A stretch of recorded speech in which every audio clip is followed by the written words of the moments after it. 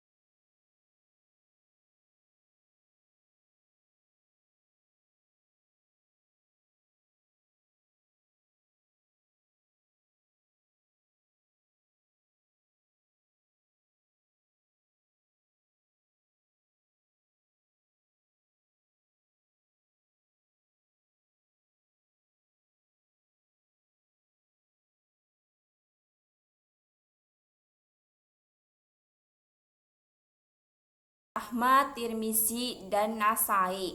5.